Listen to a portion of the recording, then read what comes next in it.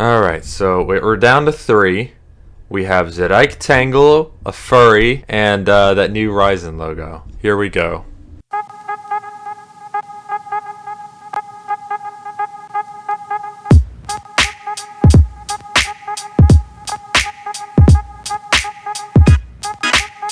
So first gen, where does this thing go?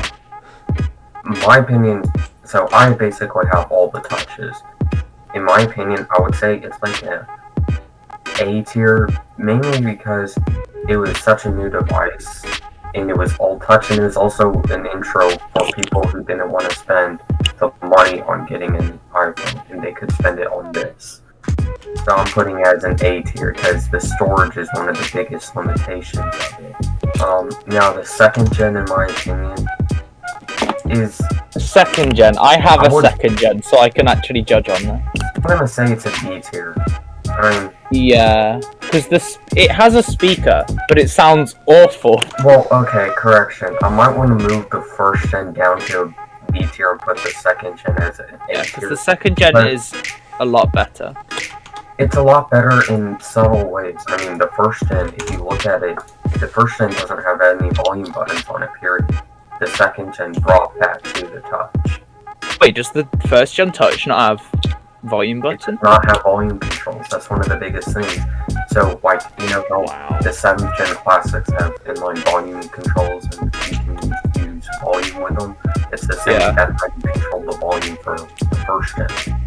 You had no physical button on it.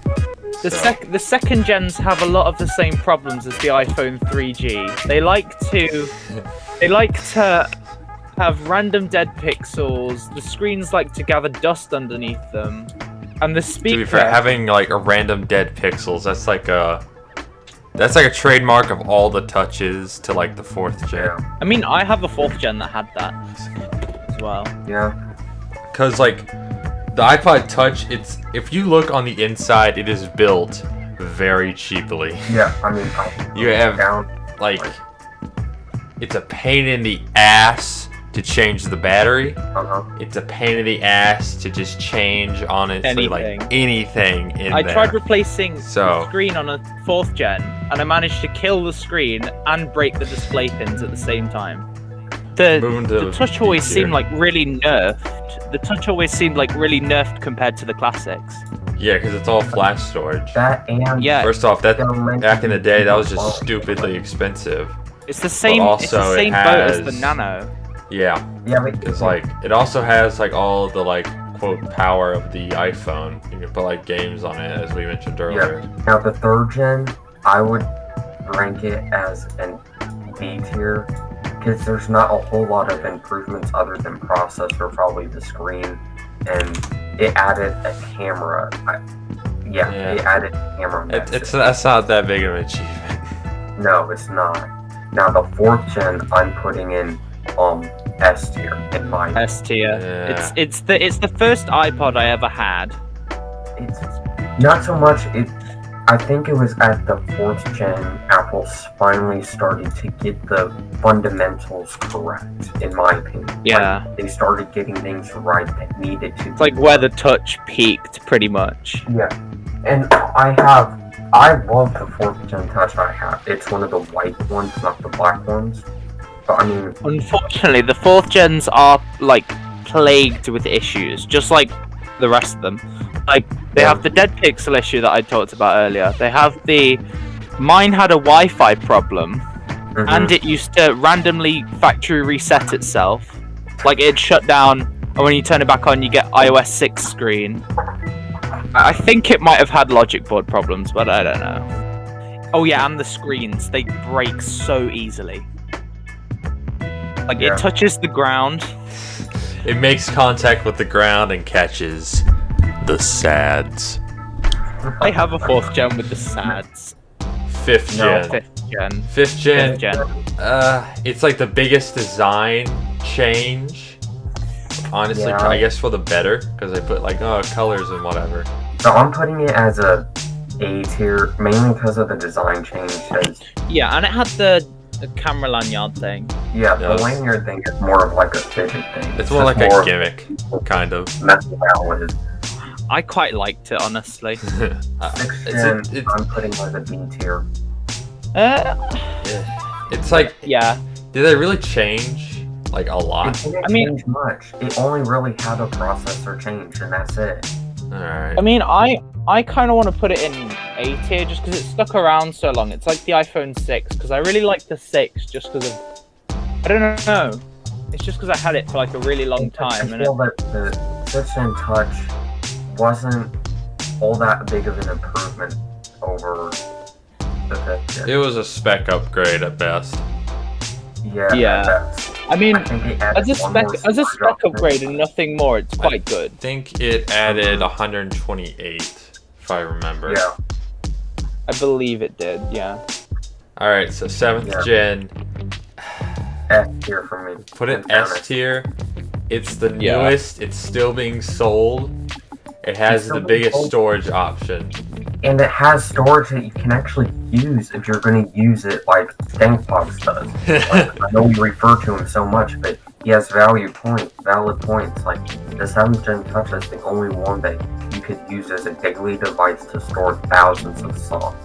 Yeah, again, the battery kind of holds it back. Yeah, the battery is what holds these touches back, but you can't get on it too much because, I mean, you have to look and think how thin these devices are for what they do. I get that the Touch is not the highest value item on Apple right now, but I mean...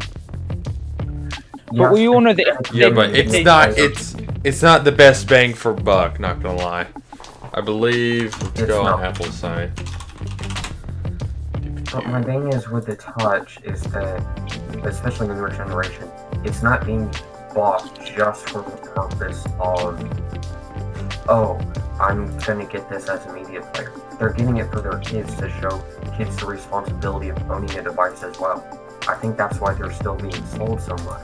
It's because parents are like, well, he's not ready for a phone yet, but we'll get him a Touch to see how he responds to having the responsibility of the device. Yeah. So it's more of a thing of... Yeah, the 7th gen 256 is like $399. That is stupidly expensive for an MP3 player. Yeah. But honestly, they should like 256 gigs. If you're buying that in the first place, that means you're going to use 256 gigs. I mean, that's kind of... I was watching a video, that's kind of why Apple does the storage option. Because they know that people who are going to use that big storage are going to buy that big storage. If you're not going to use it, you're not going to get that huge storage option. That's the same thing when I was buying my 10R. I had the option to get the 128 gig model, but I know I never used it. I had an 8 with 64 gigs for 2 years and didn't even use up half of it at most. It's like Apple knows that the 256 gig Touch is reserved for those people who know they're going to use it and fill it up. And like, also the pros, the Touch can do the FLACs and all these different media formats that classics can't or the Nanos can. It's just the Touch 7th gen is kind of one of the better iPods if you look past all of its smaller issues. No click wheel. Yeah, but I mean, okay.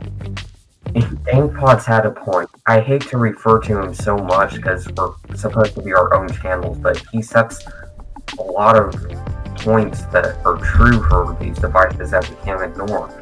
I mean, everyone who he said, what would y'all want in the new iPod? A lot of it is Bluetooth, Wi-Fi, streaming capabilities, and all of this, and they said the click wheel. But in one of his previous videos, he's like, who wants to use a click wheel while scrolling through websites? Yeah, but an iPod really isn't supposed to be used for streaming. It's meant you put all your crap, you put it onto the device so you have it like no matter what. You're not relying on a Wi-Fi signal or a cellular signal to get your music. My friend's literally been using an iPod Classic 5th gen as a hard drive for his schoolwork. Like, he's literally just rocking up to classes with that plugged in.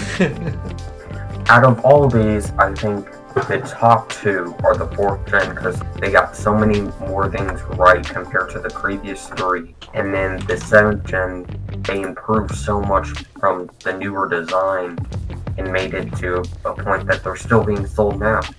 I still want them to bring back the Classic as like the Pro and put like 6 terabytes in it. iPod Classic Pro would be sick. A refresher, the iPod SE that we've seen. Or just be like a special thing for like some kind of anniversary. Like the 10th anniversary of the iPod. That's already passed, probably. Yep. Or the 20th anniversary. If we were comparing... Wait, that's this year, I think. Yeah. Oh, yeah. If we were comparing all the touches compared to all the other pods, I would not put them this high. The thing is that these touches are not really upgradable. That's what gimps them so much. Yeah, that's what gimps like most of the other iPods as a whole. If they can't really be upgraded, there's not exactly a point. 'Cause that's the whole like thing with like this iPod culture that we have, is that you can upgrade them. When you can't upgrade them, there's like not really a point. Yeah, other than being a collector's item at that point. I mean, there's gonna be a point where they just don't work. Same thing can be said about like the newer MacBooks as well. Yeah. Upgrade them. All right, so is that it? Are we done here? Yeah, we're done. Done. All right, boys. I will see you later for the next session of iPod ranking. Goodbye. Yes.